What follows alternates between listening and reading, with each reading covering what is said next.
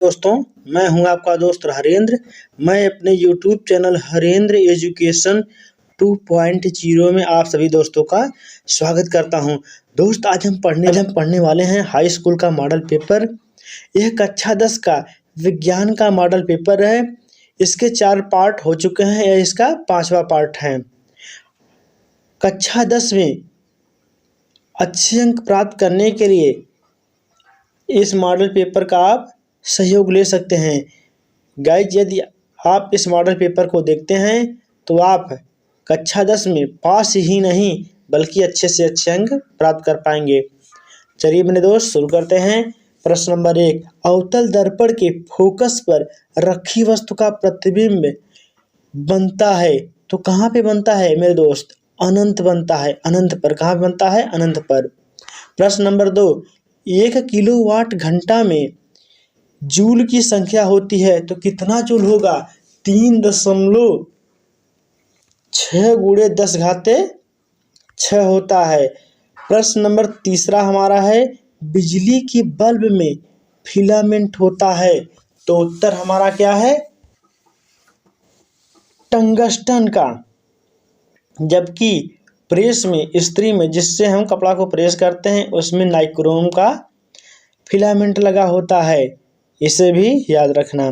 प्रश्न number 4, 1 ampere की परिभाषा दीजिए तो उत्तर हमारा है, यदि किसी परिपथ में 1 सेकंड में 1 कूलाम आवेश को प्रवाहित होता है तो परिपथ में प्रवाहित धारा का मान 1 एम्पियर होता है। कितना होता है? 1 एम्पियर।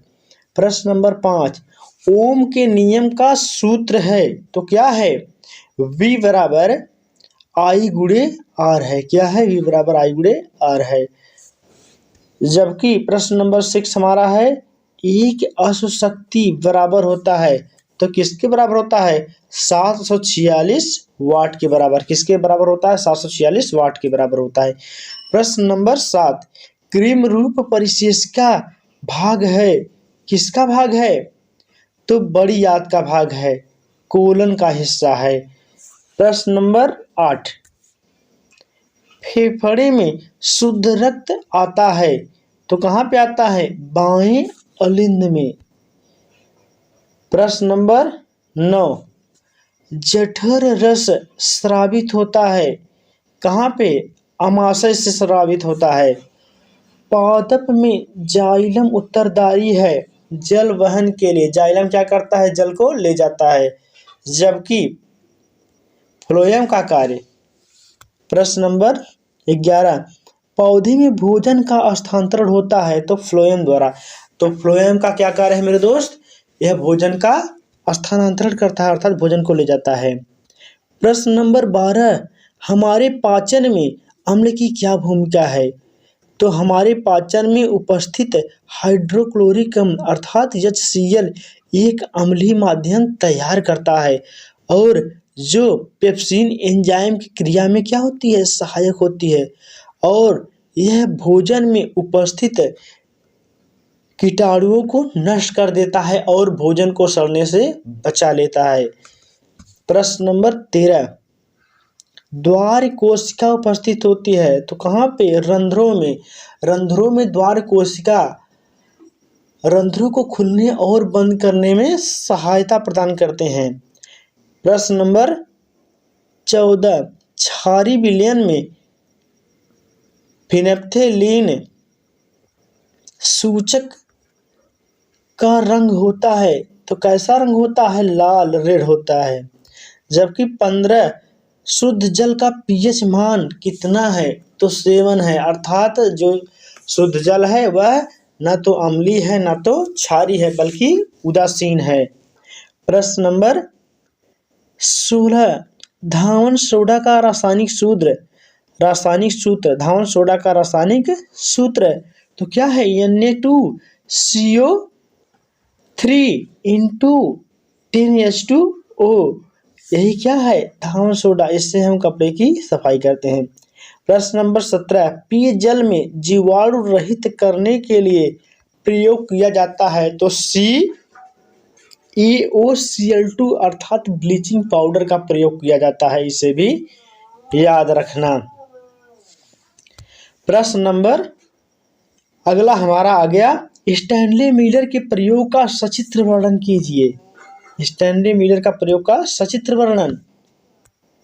तो स्टैनली मिलर ने एक ऐसे पात्र का निर्माण किया जिसमें इलेक्ट्रोड लगे हुए थे और इसमें मीथेन, अमोनिया, जल, हाइड्रोजन इत्यादि को इस पात्र में रखा गया और यहाँ पे उबलता हुआ जल रखा गया। चित्र के माध्यम से समझ सकते हैं, जो जल वाष्प के माध्यम से ऊपर जा रहा था। और यहाँ पे कंडीशनर लगा देते हैं और नीचे की तरफ एक हम टोटी का प्रयोग करते हैं।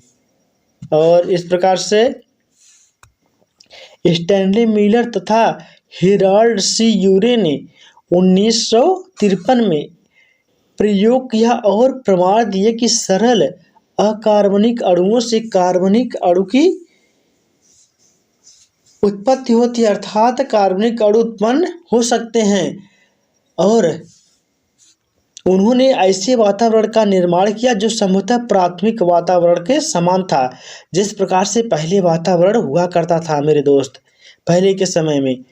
वैसा वातावरण तैयार करने के लिए उन्होंने मीथेन तथा हाइड्रोजन सल्फाइड गैस का प्रयोग किया और वह स्वतंत्र ऑक्सीजन उसमें नहीं थी और पात्र में जल भी था और सबका सम्मिश्रण को 100 अंश सेल्सियस कुछ कम ताप पर रखा और गैसों के इस मिश्रण में कृत्रिम रूप में समय समय पर चिंगारियां उत्पन्न की और इस प्रकार से चिंगारियां उत्पन्न की जैसे पहले के समय में आकाश में बिजलियां चमक रही थी।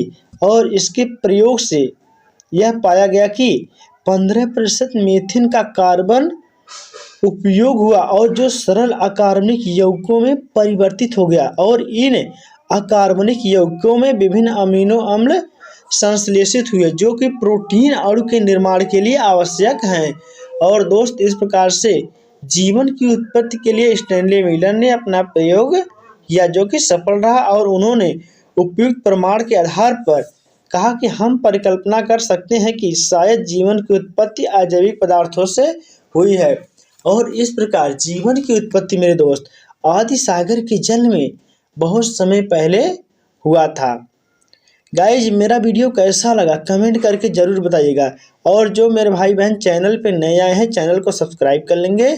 गाइज आज की वीडियो में इतना ही, मिलते हैं नेक्स्ट वीडियो में, तब तक के लिए जय हिंद, वंदे मातरम।